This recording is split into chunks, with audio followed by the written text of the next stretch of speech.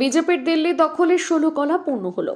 দিল্লি বিধানসভা নির্বাচনে আম আদমিকে পরাজিত করে মসনদে বসতে চলেছে বিজেপি। দিল্লির ফলাফলের পর বেলদায় বিজয় মিছিল করল বিজেপি। তবে উল্লেখযোগ্যভাবে মিছিলে উপস্থিত নেই মণ্ডল সভাপতি। দিল্লির ফল প্রকাশের পর শনিবার বিকালে বেলদাতে বিজয় মিছিল করল বিজেপির নেতা কর্মীরা। এই মিছিল বিজেপির মণ্ডল সভাপতি ছাড়াই আয়োজিত হয়। মিছিলটি বেলদা শহর পরিক্রমা করে। উপস্থিত ছিলেন জেলা বিজেপির সহ সভাপতি রমা প্রসাদ গিরি, সাধারণ সম্পাদক গৌরীশঙ্কর অধিকারী, রামলাল জানা।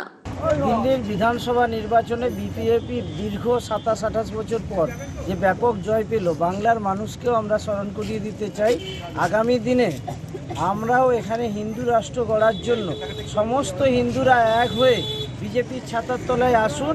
আগামী দিনটা একটা ভালো প্রশাসন, দুর্নীতিমুক্ত প্রশাসন বিজেপি দেবে।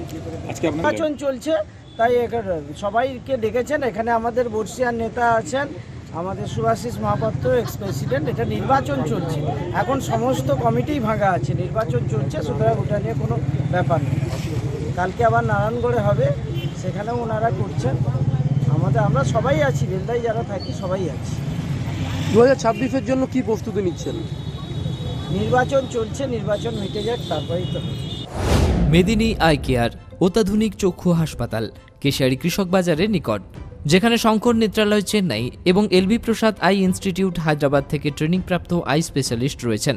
সর্বসুবিধাযুক্ত আউটডোর, প্রতীক্ষালয়, জীবাণুমুক্ত অপারেশন থিয়েটার, লাইকা কোম্পানির অপারেটিং মাইক্রোস্কোপ দিয়ে মাইক্রো সার্জারির ব্যবস্থা রয়েছে।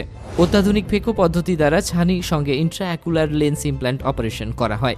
অপারেশন লাইভ দেখার সুব্যবস্থা রয়েছে। 10 বেডের পর্যাপ্ত অ্যাটাচ বাথরুম, এসি ও নন এসি কেবিন। লেজার চিকিৎসার মাধ্যমে ছানি অপারেশনের পর দৃষ্টি কমে যাওয়ার চিকিৎসার ব্যবস্থা রয়েছে। এখানে ব্র্যান্ডেড ফ্রেম এবং উচ্চ প্রযুক্তির লেন্স দিয়ে চশমার ব্যবস্থা রয়েছে। লিফটের ব্যবস্থা রয়েছে। হাসপাতাল প্রতিদিন খোলা।